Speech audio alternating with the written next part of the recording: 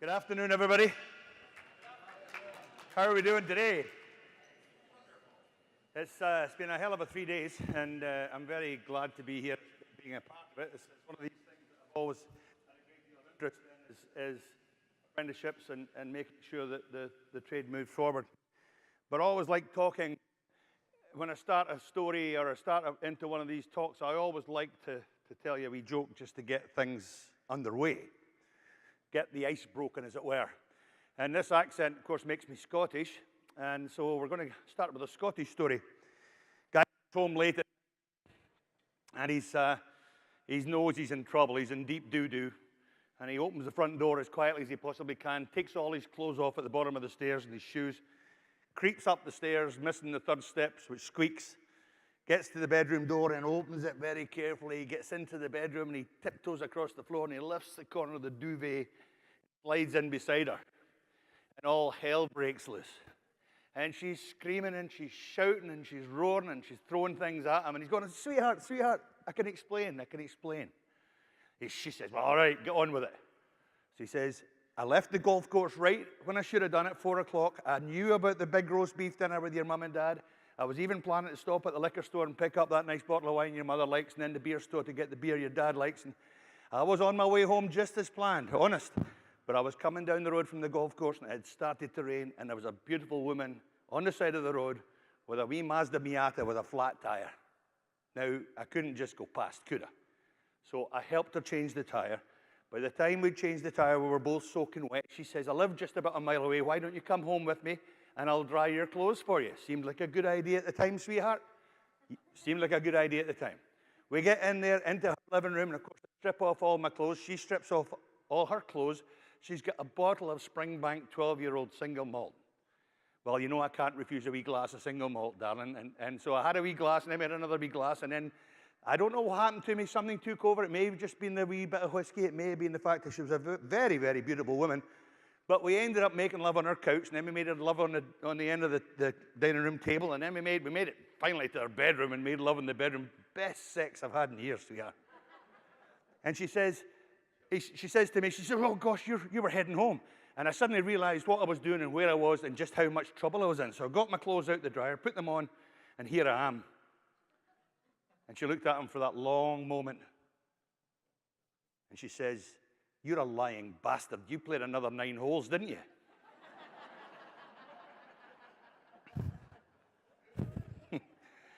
So I learned to play golf on the beautiful island of Arran off Scotland's west coast. And my mother was a great golfer. And I left school at 15. And those of you who know anything about Scottish education system knows that we spent longer days in school with less holidays. So when I left school at 15, I came over to Canada with my grade 12, 13 equivalent. And but before I came to Canada, of course, I had this opportunity to become a tradesperson. Now, it didn't happen the way probably I would have liked it to happen, or the way certainly my father wouldn't have had me do it that way. But basically, the headmaster and I had a falling out. At about 12, I'd learned to play guitar. And by 14, I was in my first band, high school band. And I was playing, and I would spend more time behind the girls' toilets in the school playing my guitar than I was thinking about learning.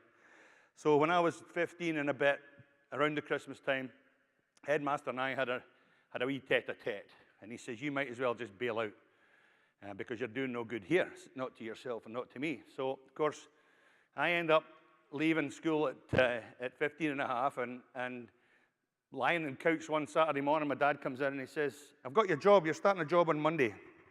And I said, what is it? He says, you're going to go and work with John Thompson, the mason in Lamlash. And I said, oh, I know John Thompson. His son was one of my pals at school. We got on very well. I'd actually been to John Thompson's house and seen what a success he'd made of his business.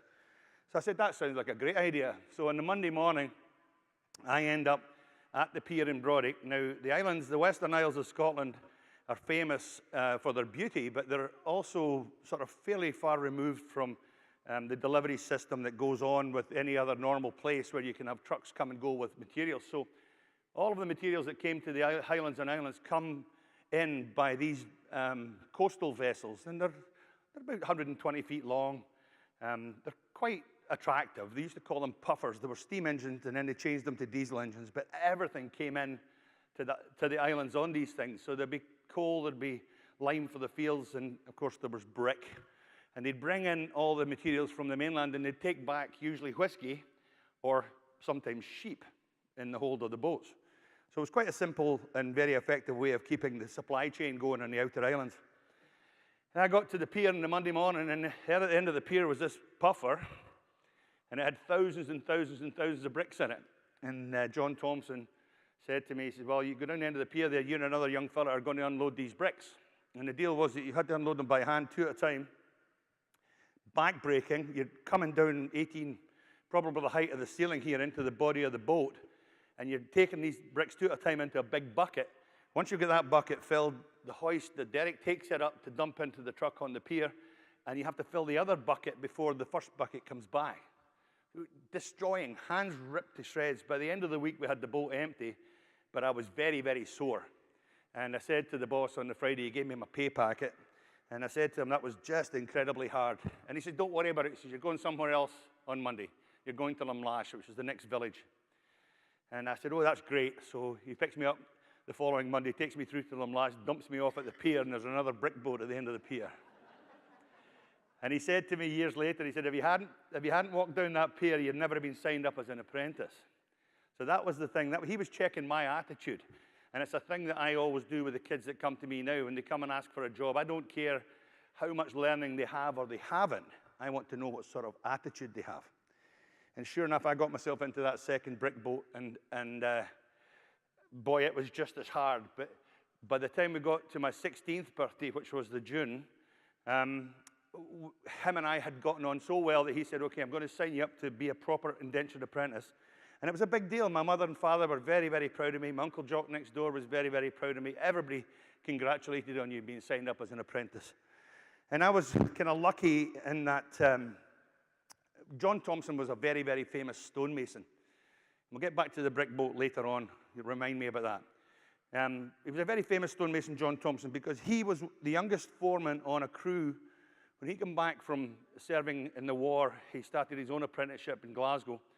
And he ended up working on a church called St. James's in Pollock, and they demolished the church stone by stone, millions of stones. And they moved it a few miles and rebuilt it.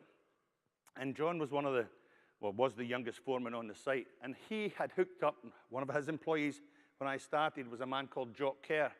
And Jock had spent most of his apprenticeship working for the Dukes of Gloucester in England on the estates, on the stone estates. So both of these guys had very, very big background in history and in restoration and in rebuilding of ancient structures. But John, Cocky, his nickname was Cocky. He was only about 5'4", but he walked like Hulk Hogan. You know, he was that kind of guy. He had that kind of persona about him.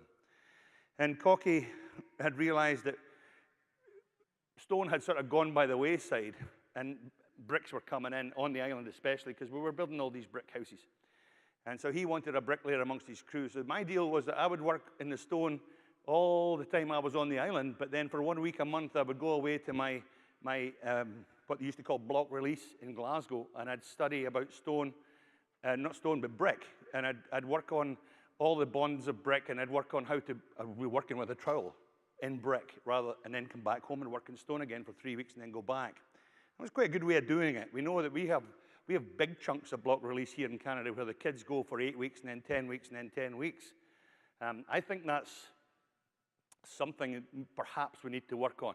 I know it puts a strain on the companies when the guys go away for that long. I know it puts a strain on the kids themselves, the people themselves, because they're on pogey for that length of time when they could perhaps be working. It might be easier to make it a 1 week, a month kind of thing, or even a night school kind of thing. One of the things that I think we should be looking at. Anyway, by the time we got to my 18th birthday, I'm pretty good with a trowel, and I'm also pretty good with stone. And so my wife and I had gotten engaged by that time, and I was building a house, 18, remarkable to think about it nowadays, but 18 years old, I was building a house. And by the time I got to about 20, the house was nearly done. And all I needed was about another 600 pounds. And those of you who know what a pound is, it's about probably $1,200 in today's money, $1,100, $1,200 in today's money. I needed that money to finish the kitchen and the bathroom. And the people I was borrowing the money from, the local council, wouldn't give me it because they said that I couldn't afford the extra £2 a week that it would cost me on the mortgage.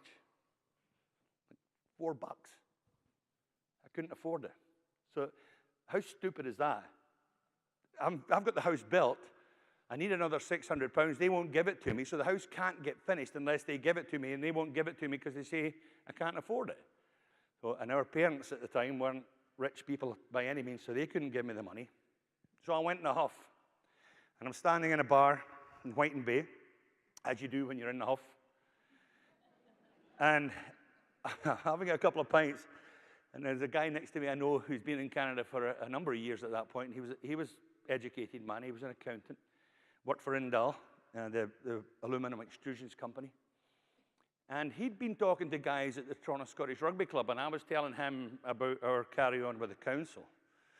And he says, well, I've got a buddy at the Toronto Scottish Rugby Club who's looking for a stonemason to help at First Canadian Place, which is the big Bank of Montreal building in downtown Toronto. He says, maybe I'll talk to him. How would you fancy a summer or two in Canada? I thought, that's just the way to get back at everybody. Myself at 20 and my wife at 19 at this point, we'll all just take off to Canada. You know, broke my mother's heart. We had no money, no friends, nothing, but we did have a job. And the job was a pretty good one because these guys were, all these Italian guys were building this massive 80-floor structure in downtown Toronto with Carrara marble. It's a beautiful thing to look at. But when the steps arrived, nobody could figure out how to get the steps laid where they were supposed to start at King Street and finish at the floor of the bank and have the same travel and the same rise. They'd never been trained to do it. Luckily enough, I had, amongst all the other things I'd been trained to do. And this became a problem for me all the time that I was working in the trade. I kept on coming up against people who were getting paid the same money as me who didn't know half of what I knew. Don't forget, I know I'm a lucky man. I was trained by the right people. Lucky man, remember that. But it came to about November time. We came to Canada in the August. November, the union decides they're going to go on strike. And what are you going on strike for? Well, it was obvious. The guys, this is 1975. The guys in Montreal are building the Big O for the 76 Olympics. And the masons up in Montreal are getting paid a fair amount more than the guys in Toronto. So the boys wanted to go on strike. I didn't want to go on strike. No money. Just found out the wife was pregnant. All sorts of stuff going on. I can't go on strike. They said, you're going on strike. And that's it. So we were Alison was in tears, certainly. And we're standing there, and this Scottish guy that was part of the union, a guy called George Younger, he came up and he said, look, you're the right size, you've got the right accent. If you walk about 500 yards up Jarvis Street, you'll bump into Toronto Police Headquarters. Go and tell them you want to be a policeman. Policeman? I never thought about being a policeman in my life up until that point. I said, I don't want to be a policeman. The policemen carry guns here, I'll get shot. He says, no, it's all right. He says, you won't be on the street. He says, it's a 6-month training. He says, think about it. It's a 6-month training. You go away and be a policeman for 6 months. If you don't like it, come back. The strike will be over and you can come back to work. Made perfect sense to me too, right? So off we toddle up Jarvis Street, go into the police headquarters at 500 Jarvis Street, bump into this guy who's the recruiting sergeant, a guy called Ron Stinson, lovely man, who remains a friend to this day, all these years later. And Ron Stinson, unbeknownst to me at the time, played with the Toronto Police Pipe Band. And I went in for my interview, and Ron asked me 2 questions. He says, can you play the bagpipes? First question out of his mouth, can you play the bagpipes? He says, no, but my father was a piper with the 2nd Battalion Seaforth Highlanders during the war. Tick. He says, can you spell subpoena? And I was always very good at spelling, so I spelled subpoena properly, S-U-B-P-O-E-N-A, and tick again. He says, all right, you're starting Monday. Hilarious. I mean, the psychological testing these kids go through now and police sciences courses and all the stuff they had to, I get 2 questions. Mind you, had they given me that psychological exam, I'd have been blown out of the water. It would never have happened. I'm too crazy. But so I went and joined the police force, and at that point, when I came into the union, I thought I was doing really, really well. Was getting paid $7 an hour in Local 2 in Toronto, which was about double what I was making in Scotland. And then when I joined the police and discovered it was $12 an hour, I thought, well, this is the place to bring up, to have the baby and bring up kids. So I stayed for a wee while and ended up being in charge of the diving team.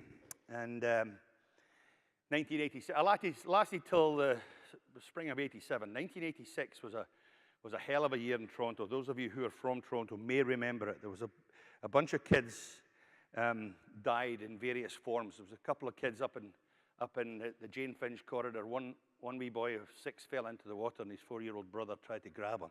And they both ended up into the Soul and Black Creek, and both were lost. And I had one of these wee boys, and the fireman had another one. And then there was Sharon Morningstar Keenan, who was kidnapped and murdered by a man called Dennis Melvin Howell, who, horrible thing. So we found, I didn't, but a very good friend of mine found her body in a refrigerator. But I spent weeks in the sewers under Yonge and Bloor looking for her. Horrible stuff. You're up to your chest in moving poop. And it's like an egg shape with ledges, and the ledges are right at your shoulders, and the rats are running along the ledges on both sides of your head. It's just a horrible place to be for even a split second. And I'm fairly claustrophobic anyway, so being in there in that situation just drove me crazy. So I lasted till about, well, it was March of 87 when I quit, and I started my own company. I took the retirement money and started my own company. And we were going along swimmingly.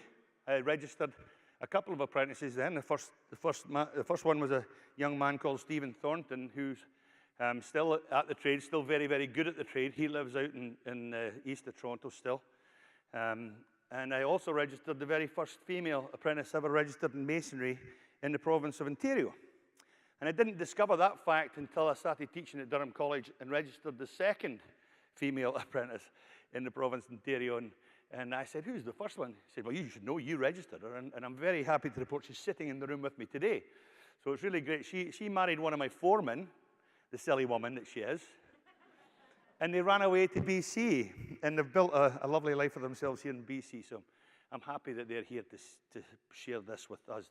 She was always a very, very proud promoter of women in the trades. And that last session was just brilliant. And I was up there this morning with the girls, up the meet the trades with the girls. That was great to see all these wide eyes and the kids looking as if they're really into it. It's fabulous.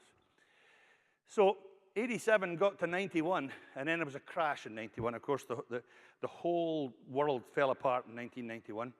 Not the first time and not the last time. And we ended up with a serious problem, losing the house, all this kind of stuff. So I went back to my first love, the guitar, and ended up touring across the country for a year with the guitar, making money that way. And I'm one of these guys that likes to make my own luck. And I'd heard that there was a big job kicking off at the back of Sunnybrook Hospital in Toronto with this company called Clifford Masonry in Toronto. And Clifford, I knew, were run by an Irish guy and a Scottish guy. And I inveigled myself. I knew that the Irish guy played dominoes every Friday night in the Irish Centre. And I inveigled myself a job singing in the Irish Centre on a Friday night. And when I saw this guy get up from the table to go and get himself another pint of Guinness, I took a break, put the guitar down, went over and started talking to him. And he says, what do you do when you're not singing? And I said, I'm a stonemason. And he said, are you a real stonemason or just a kid-on stonemason? Now, I have to say that the unions have ruined things here a little bit in Canada. And I'm a proud union contractor, don't get me wrong. But when they stopped training stonemasons, the bricklayers took over the word mason as well, as did the concrete finishers, as did the tile setters, as did the plasterers. And it was just a way for the unions to get more people into the group. So they called all these people masons. The word mason means stonemason. It's only one word, not two capitals, one capital S, and that's it. Stonemason. Remember that. Don't forget it from here on forward. Don't ever write stonemason in two words ever again. So I said, I'm a real stonemason. And he said, okay. He says, I've got a big job. And he says, I don't have anybody to do it. I said, oh, well, I've got 5 or 6 guys I can rely on. And he says, okay. He said, well, come and meet me tomorrow morning at the back of Sunnybrook Hospital. So we met at this big place called the Vaughan Estate. There was a whole bunch of stone there from Ohio and a very, very large building, which was about to have a very, very large extension put on it that had to look exactly like the old building. And then the old building had to be restored. And I'm going, oh, right up my street. This is exactly what I do. So he says, build me a bit of wall. And he says, I'll come back at lunchtime and I'll bring my partner with me and we'll see how you've done. So I had a guy called Tommy Kelso with me he was another wayward Scot who I brought over to help me in the late 80s. His sister worked with my sister in Scotland. And Tommy was a really good trowel, really good bricklayer.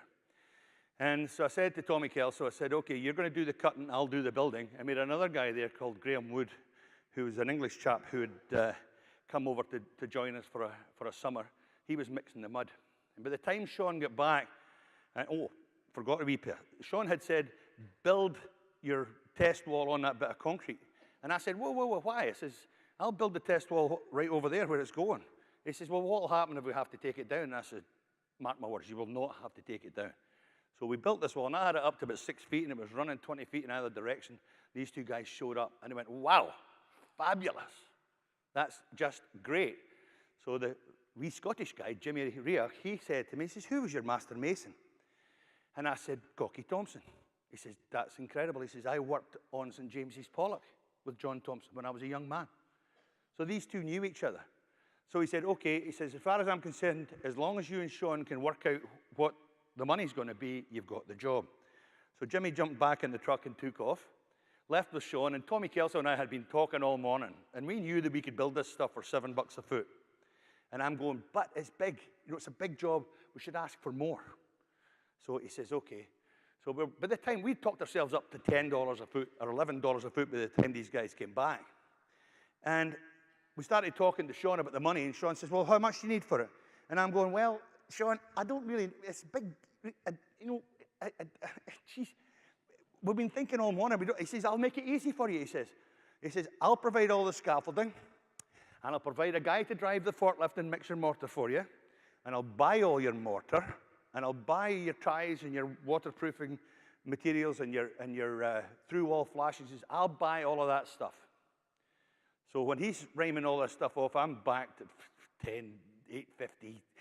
So I'm actually thinking about saying $6 by this time. And I hesitated just long enough. I said, oh, geez, Sean, it's a big job. He says, oh, for God's sake, he says, look, I'm getting $18 a foot. You're not getting a penny more than 14.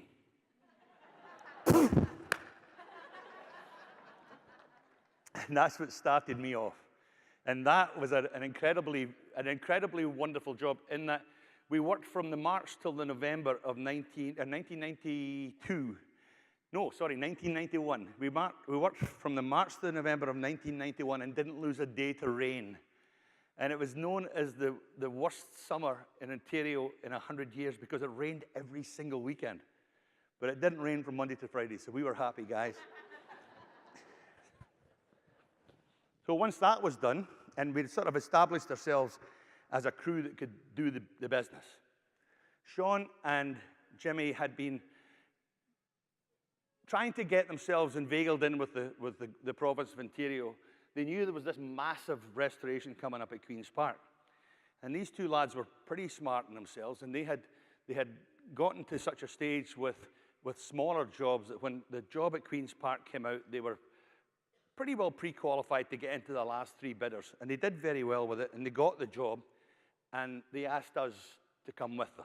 So in the spring of 1992, and then in 1993, 94, 95, we worked at that big restoration at Queen's Park, and we had a great time doing it. It was a very successful restoration. But the problem was that when we got to the job, Sean and Jimmy, Clifford Masonry, had 40 guys on the job, and they were all brick and block layers. Nobody had a clue what to do with the stone. And after a couple of weeks, it was becoming obvious that my little group of 6 or 7 guys were the only ones on this big crew that knew what was going on. So there was a wonderful lady there called Barbara Speakman, who was a Scottish lady, and she had this fabulous title as the keeper of the fabric. And it's a lovely old-fashioned title. She was the keeper of the fabric for all of the buildings involved in Queen's Park. And she said, I've got a friend at HRDC. I'm going to phone her, and we'll see whether we can get some money together for a training program for this winter. And so that's how the program at Durham College started. And I was teaching guys at Durham College to to use the trowel skills that they already had with brick and block and then turn it into stonemasonry skills that they could then apply on the job at Queen's Park. And it was an incredible success, so much so that we trained over the winters of 91, 92, and 93, 94, we trained about 125 people. And not just from that crew at Queen's Park, it started with these guys, but then it went all over the country. And then it was so successful that we decided to start our own little school, and that was opened by the Honourable James Flaherty, who at that point was the MPP for Whitby, and of course he went on to become our finance minister under Lord Voldemort.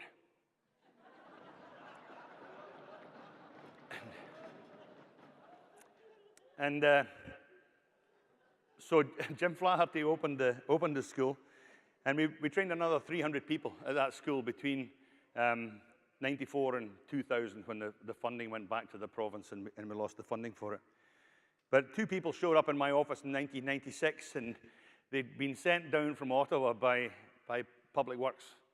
And they said, can you recreate the training program you've done here on the centre block south facade in Ottawa? And I said, probably I can do that. And he said, okay, well, we'd like you to do that. So we moved to Ottawa in 96. And apart from a break of 1 year when there was a kind of a kerfuffle with the Montreal Mafia, who had moved in to take a job out from under the noses of all the people in Ottawa. And then they lost the job because they were so bad. And then they gave the job, they didn't, but the government gave the job to me. And then they were unhappy about that. So it was kind of strange up there for a wee while. But that situation, some of you may have even read it in the papers, but that situation was actually what kicked off the Charbonneau Commission, which, of course, hundreds of people, hundreds of charges, collusion in government contracts in Quebec and in the city of Montreal. And it was one of the guy called Steve Marr, who was writing then for the Halifax Chronicle, an old-fashioned investigative journalist. It was Steve Marr that discovered the link between what was happening to me at the Houses of Parliament in Ottawa and what was happening at Montreal City Hall. And that's what kicked off the whole thing.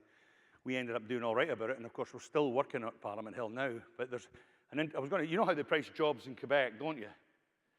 No? Never done that?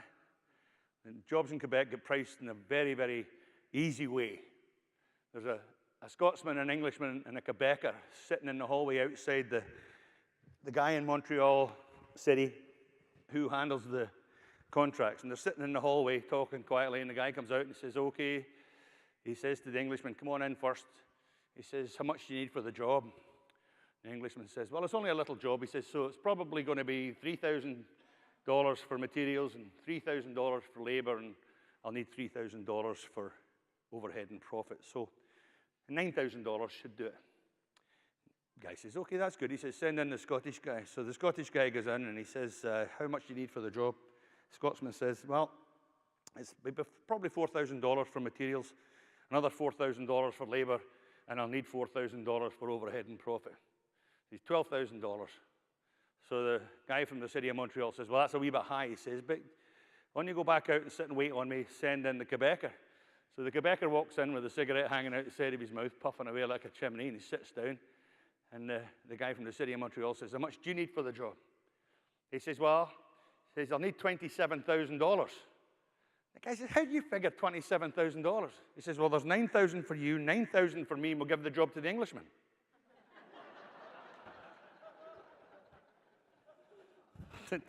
It's not that far out of whack. Let me tell you, it's not that far out of whack. So anyway, I end up in Ottawa, and the job we were doing at the Centre Block South Facade led to working, and this is where I was going to go with this thing about John Thompson. When I started with John Thompson, the first thing you learned is all of his stories. And it's a link back to the past. I mean, my trade, the stonemasonry trade, is the second oldest in the world, of course, and most of us know that. But the link back to the past is what's most important. There's been 6,000 years of learning that has now been gathered together in a bunch that only a very few people actually have the keys to. And it's been a bit of stupidity because, well, not really stupidity, things happened. We hadn't trained a stonemason in Canada between the First World War, the end of the First World War, in 1988, when they trained 12 masons in Halifax to do the historic properties in Halifax. I just got a phone call today from the union in Halifax wanting me to go down there and train some more, actually. So it's a constant link that's going on. And even with all the people that I've trained in Canada, probably 550, 600 maybe, between my apprentices and the people I've been teaching at Durham College and Ontario Masonry Training Centre and the Guild Institute, and now Algonquin College too, helping with their historic. And I don't teach at Durham College per se, I go and talk to them in this type of format because they have some very good teachers up there. And I'm on the sort of advisory board that keeps that course in line with what we need on the sites. But there's only probably, in the whole world, probably a couple of thousand people that can actually call themselves actual stonemasons, which is an incredible thing. And I remember when we went to Durham College, the people at HRDC had done some sort of survey, and there was enough work. If you paid the stonemasons that we had at that time that we knew about, there was enough work to keep them going for 1,000 years at $300 a day each. And it's not changed. They're planning on spending $5 billion in a little, 5 or 6 square mile area of Ottawa. $5 billion over the next 25 years. And that's just our parliament buildings. We just finished a job out in Regina with the province of Saskatchewan. They're doing their building as well. And then you've got all the churches, and you've got the universities, and the old high schools, and the old hospitals that all need stonemasons. And they're just not there. It's an incredible situation we find ourselves in. And so I tell my guys stories about the things that went before. John Thompson's, his master mason, a guy called Bob Logan. And Bob Logan was a guy who thinks right outside the box. And we have to do that. We're working in heritage masonry, you have to think outside the box. You're working with things that are old that are going to fall apart. And if you're not willing to work yourself away from what your common or garden way of doing things would be, you'd never get it done. So Bob Logan was famous for lifting up the roof of his house, a huge slate roof, with taking all the guys out the pub. He had more children than the house could handle. So he decided he's going to lift the roof and create more bedrooms. But in these days, lifting a roof wasn't as easy. There's no big cranes, especially on the Isle of Arran. And then in the days he did it after the First War, there were very few motor vehicles in the Isle of Arran, so there were very few ways that he could jack this thing up. So what he did was he cut little pockets under the wall plate, and he went around the island in every motor car and borrowed every hydraulic jack he could get from all the motor cars, and he stuck them in these wee pockets. And then he went to the pub on a Sunday afternoon, and with a couple of bottles of whiskey, and persuaded all the guys in the pub to come up to his house with the promise of a couple of wee nips and jack up the house. And that's exactly what they did. They jacked the house up about 18 inches, and then he built underneath it. And a month later, went back and got them all again with the promise of more whiskey, and they let it back down on top of the wall plate. And Alison and I, my wife Alison and I, were there last year in Corrie, and I wanted to take pictures of this house for, we're doing a series of little vignettes on the West Block project, and I should tell you that if you want to see any of these little videos, you go to www.rjwgem.com, click on West Block, and then click on the video links, and you'll see all sorts of things. Things about apprentices, things about the women that we employ. Neat stuff. But we're making this one, the last one is going to be about my journey, this story I'm telling you today. And I wanted photographs of this house. And the lady who was in the driveway was the great-great-great-granddaughter of Bob Logan. And she had no idea about the house. And when I pointed it out, you could actually see the line around the house where there was a straight joint and where the thing had obviously happened. So she was just thrilled with this knowledge that she'd never, and she couldn't believe that nobody had passed down that story. And these guys, just amazing people. And the passion that they brought to their job has to go into the people that you train. And I love this word, inculcation. I try and teach people not just to give them knowledge, but I want them to be so excited about what I'm telling them and so involved in the whole broad spectrum of the things that you need to be a good stonemason that they'll go searching for the knowledge themselves. And they'll take whatever I give them and then go and find more. So you start with a stonemason, you think, okay, this guy's building stone, what does he need? And He needs to be able to work a trowel. He needs to be able to cut stone. Fine. We use the same tools. We'll get this, a little bit of this later, but we use the same tools now to cut stone as we've been using for 1,000 years. The great cathedrals in Europe were built with exactly the same implements that we use now. But you don't just need that. You need a bit of art history. You need a love of art. You need good geometry skills. You need to be thinking about some engineering, some architecture. You need to think about artistic expression. How can you make a wall look better just by arranging the stones in a different fashion and always being ahead of the game? And I'm not knocking other trades. I love the other trades. We work hand in hand with some real crackerjack historic trades, lead workers and coppersmiths and lead window people. And I get it that an electrician, you flick that switch and all these lights come on, and you flick the switch again, all the lights go off. I love it. It's great. It's fascinating. And I get that when you pull that plug down on that white thing in the bathroom, the yellow water goes away and the white water comes back. It's all good. You know, I get it. But nobody writes poetry about plumbers. I mean, there's a lot of things that rhyme with crack. I mean, we could probably write a poem right here, or a limerick at least about plumbers. Nobody writes songs about electricians. Stonemasonry excites people. Antoine de Saint-Exupéry was an author and also a very fine pilot. He was the first guy to fly an aircraft across the Andes with a mail in the 30s, early 30s. But he was also an author, and he wrote a book called The Flight to Arras in 1944. And in the book is this paragraph.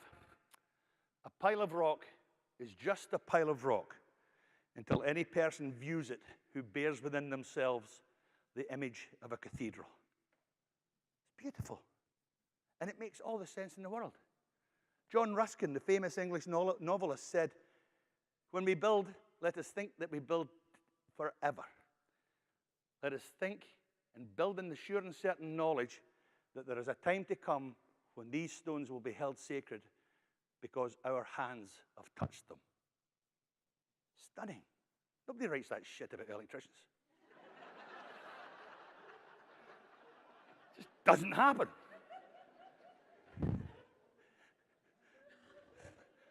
So you end up with this knowledge base that you know is going to go on forever. And we need to talk a little bit about how things have evolved. We're on this job at Parliament Hill now, and the scope of it is so enormous, it scared the bejesus out of me when we looked at it. There's never been a bigger single historic restoration masonry job in the world. Now, you know that they've been doing things at the pyramids and at the Sphinx. 2 of my apprentices actually went to work on the Sphinx in Egypt. You know they've been doing stuff at Salisbury Cathedral, but it's all little tiny pockets. They get £1 million for this year, and then £1 million for the next year, and £1 million for the next year. And they do it with 12 or 15 guys. West Block job, $80 million in stone alone. 80 million. And we said to ourselves, to get this done in the 4 years it's supposed to be done in, we're going to need over 200 people. So what did we do? We applied for 200 people. We went searching. You don't find 200 stonemasons. All the stonemasons that are in the country are in small little enclaves. You'll know the names of the towns in Ontario and Quebec, Perth, Smiths Falls,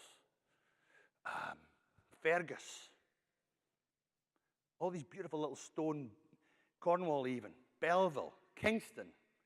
They're all got their own little stonemasonry groups, 3 or 4, 5, 6 guys, all working away and making a wonderful living. Some of my guys are topping 120 grand a year. That nearly that was a lot of wide eyes amongst the girls upstairs when the electrician, the lady said 100 grand a year. What? For a tradesperson. But my stone carvers are making more than that. These people are carving grotesques and gargoyles and incredible things. So we applied all of our energies into the net. And we sent out these requests on Facebook pages and Twitter accounts asking for people who would be willing to come to Ottawa to spend time with us and do this big job. And we ended up with a wonderful response. And we ended up at the height of the game with 200 people on the scaffolding, 60 of them. women. 60 apprentices, of whom 18 are women. 30%. It's pretty darn good numbers. Most of the women in the trades, you hear numbers like 5%, 10%. We're looking at 30% of our apprentices are women.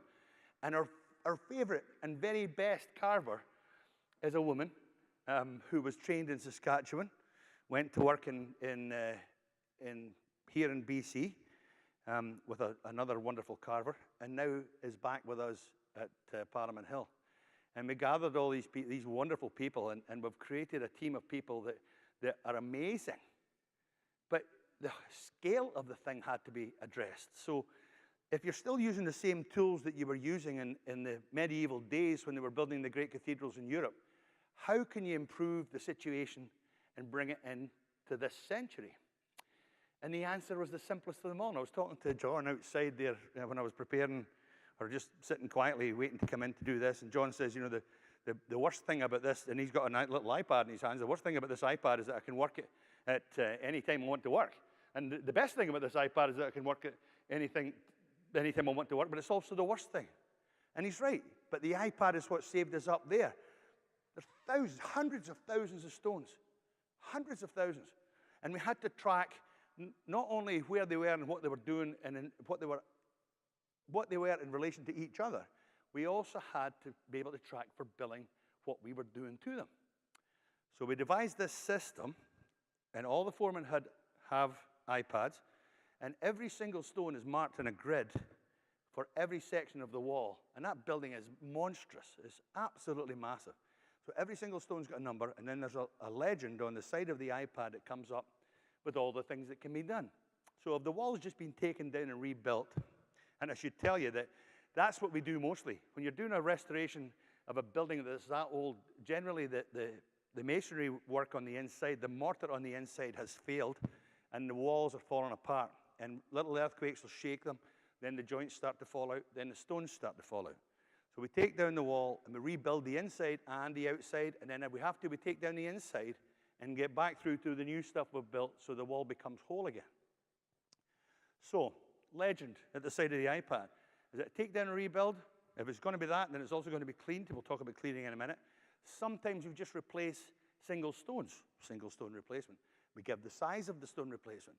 Sometimes we pin it, we'll drill through cracks in stones, and the idea is to keep as much as you possibly can of the original fabric.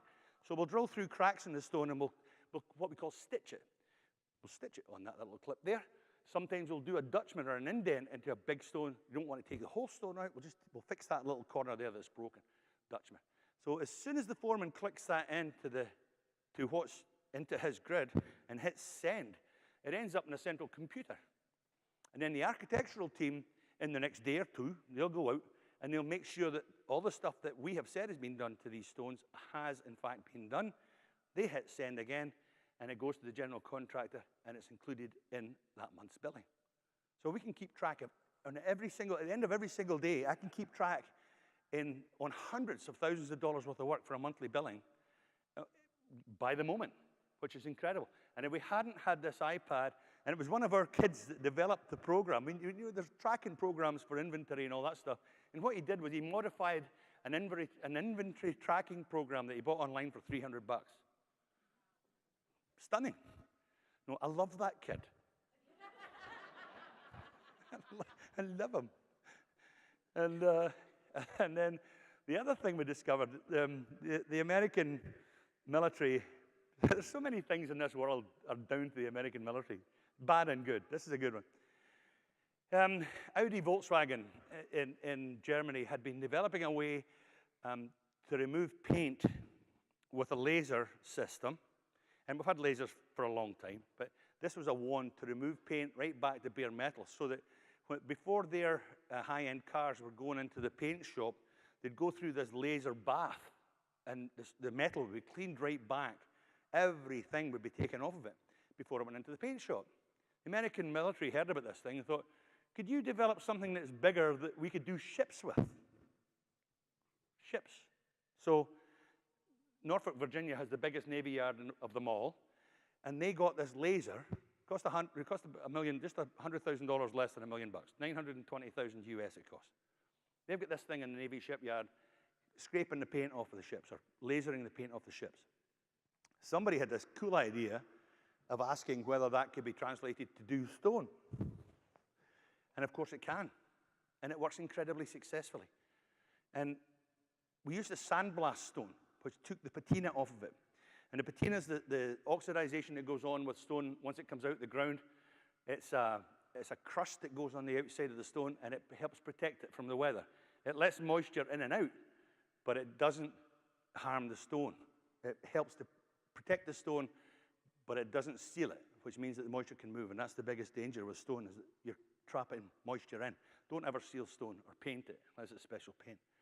This laser thing revolutionized our life. Normally, we would have to do all the work, and then we'd clean the building, and then we'd have to go back because you'd find things that you hadn't seen before.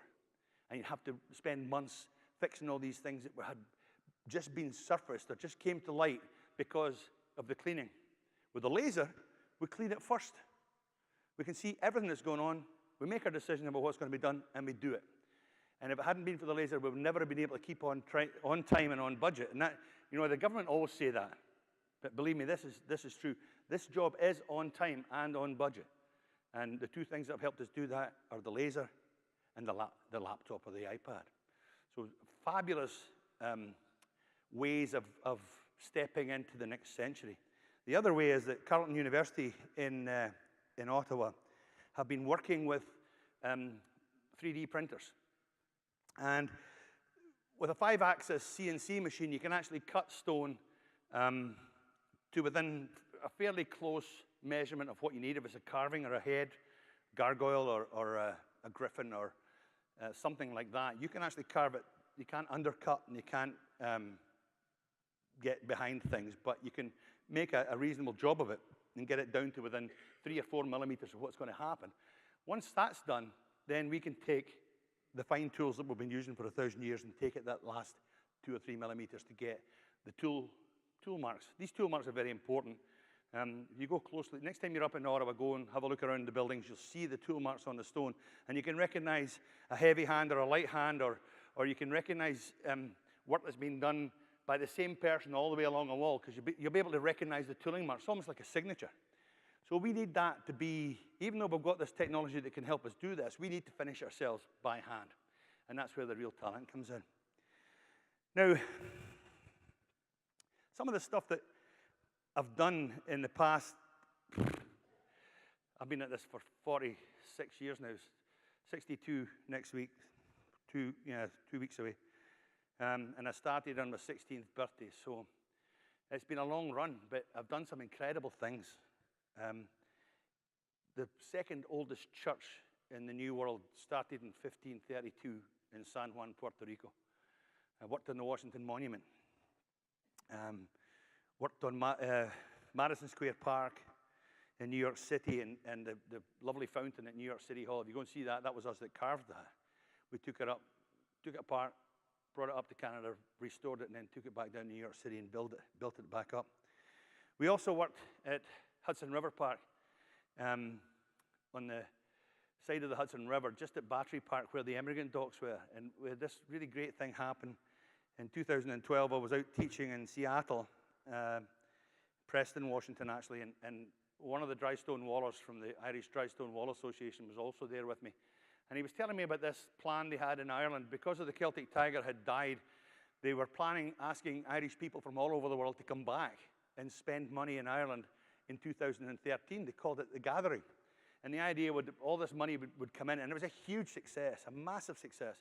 But the Dry Stone Wall Association of Ireland thought, geez, wouldn't it be a great idea if everybody coming back to Ireland brought a piece of stone with them from wherever they come from. So they put it out on, again, social media again. You bring back a piece of stone, and we'll build a monument right in the middle of Ireland to all the people who have left. So I'm there in Washington, and 1991, just after 9/11, we had started it at Hudson River Park. And I said to this guy, I said, I've got slabs of stone in my yard that are left over from that project at Battery Park that every single Irish immigrant that entered into the New World through the States would have stood on. And he, wow. And I said, I should send them back And so we did. We found somebody to pick them up and take them. We donated the stone. They took them back to Ireland, and they put them in the center of Ireland, right in the geographical dead center of Ireland, in a cruciform shape. And they built this stone monument around it. There's a stone tower 15 feet high. Then there's 4 walls with all the stones from the 4 provinces of Ireland. And then the wall on the outside has all the stones from all over the world. It's an amazing thing. And if you go onto Google or YouTube and go to the Gathering of Stones, you'll be able to see that whole thing. And you'll hear me singing a song about it, because we talk about stonemasons being able to talk to the stones. Sometimes it's not a very good conversation. If the stone, if the stone breaks just before you're about to set it, it's no, we talk about, I was thinking about this whole thing about these people coming across into the States and stepping on these stones. Some of them excited, some of them scared shitless. And all the memories that would then end up back in Ireland as part of their legacy. And so that's on the net. And I was going to sing that song today, but then I thought, no, yesterday was June the 6th. Yeah, and one of the things I've been very, very proud of in my life, all the jobs that I've done all over the place, the ones that have given me the most pride are the ones that we've done wonderful, the wonderful people at the Commonwealth War Graves Commission look after all the war graves around the world, in the Commonwealth countries and non-Commonwealth countries, of course. And I have had the great honor of being able to repair some of these things. And my son Graham and I were out in Calgary at the big cemetery just south of the stadium there in Calgary. And Graham's up at the top of a ladder. I've got 3 sons. The oldest boy lives in Japan. He's a rocket scientist, really. And the other 2 boys are in the company with me. But my youngest boy, Graham, he'd probably be about 20 or 21 at this time. But he's up on top of this ladder on a cross of sacrifice. And I'm holding the bottom of the ladder while he's up there fixing a piece of stone. And I'm looking around me, and it's June the 6th, June the 6th, June the 6th. And then it suddenly occurred to me, that day was June the 6th. I says, Graham, come on, let's get out of here. It's D-Day. We can't be working here today. And so Graham came down the ladder, we packed the tools away, and we went away and had a few pints and thought about the Normandy landings and all of the stuff that went on with that. And that's where I'm going to go with this story, because as well as working on the various things that I've done in the States and in the Caribbean and in Canada, right across Canada, the bulk of my work has been at Parliament Hill. And about 10, 12 years ago now, they were working on the monument. And you've seen the monument. Our war memorial is stunning. That huge, massive granite edifice with the bronze horses pulling the gun carriage. And on one side of the wheel, there's a guy in a kilt, obviously from one of the Canadian Scottish regiments. And on the other side, there's guys trying to struggle with this gun carriage. It's an amazing thing. And that area around that monument was closed for repairs. So they had the Remembrance Day ceremony right on Parliament Hill. And we had the scaffolding up around the Peace Tower. And my other son, Douglas, and I were up there one day, and they were having the rehearsal for the Remembrance Day ceremony the next day. And it struck me that this was an important thing, because, as I said earlier on, we had never trained masons after the First World War. And all the youngsters that went away to fight in the First World War some of them never came home. And the building that they built, the Peace Tower and the Centre Block, were built by old men. Guys who'd lost sons and guys who'd lost nephews. And all these boys had all gone away and didn't come back. And so it's really a monument to them. So I thought there's got to be a song in that as well. And I wrote this song. And I'll finish with this. I'm not going to start singing it, though, till I tell you about the brick boat again. Because we're working on Parliament Hill with all these guys, 200 guys. One of them, one of my most talented stone cutters, a guy called Daley Drevnik, and he was with me right from leaving high school at the age of 19. And Daley has this amazing energy about him, incredibly intelligent human being. This guy could have been a brain surgeon, just one of these kids that you know could have done anything with his life. And I come into this work area where they're digging holes, and I find Daley, one of my most talented guys, with a Kango 750 hammer, and he's cutting concrete off the back of of this stone that they made this terrible mess of in the 60s when they were building this new refectory. I says, Jesus, Daly, what are you doing in there? He says, well, there's nobody else to do it. And I said, well, Daly, come on. I said, we're going to be able to find something better for you. These talented hands running, a Kango 950, it's just not on. He says, Bob, it's all right. It's my second brick boat. And I almost cried. And that's attitude. That's the attitude you need when you're looking to train apprentices. The lads and I worked on this morning, so this should be all right.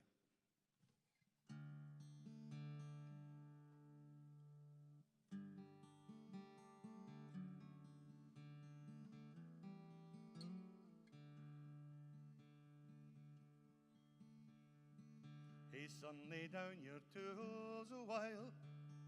The clock's about to strike the hour. Come on, let's watch the service from the scaffold on the tower.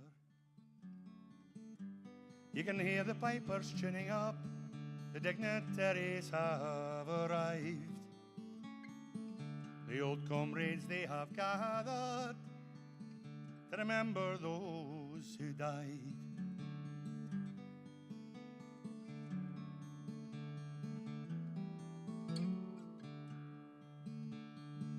And you don't think it's strange, I'm sure, that someone of your age has a chance to work upon the hill and learn the mason's trade. But when they built this parliament, the Great War was at its height, and 500,000 Canadians went overseas to fight.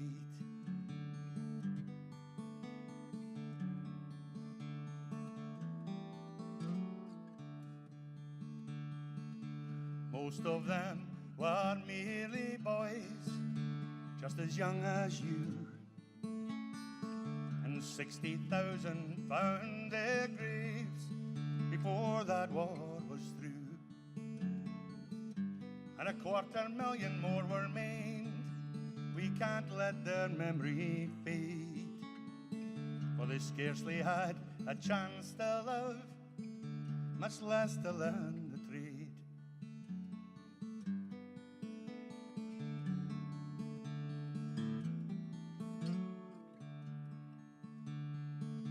So the men who shaped and set these stones did so with heavy hearts, for although they were too old to fight, they were masters of their art.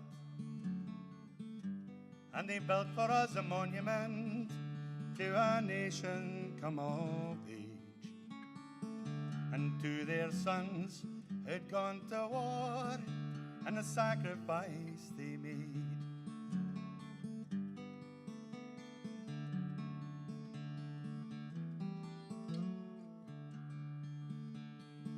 So as we restore these aging walls, let's try to keep in mind they're not just stone and mortar, son, but in their way a shrine. And as we stand here arm in arm atop this old peace tower, take a minute to remember us. The clock strikes the 11th hour.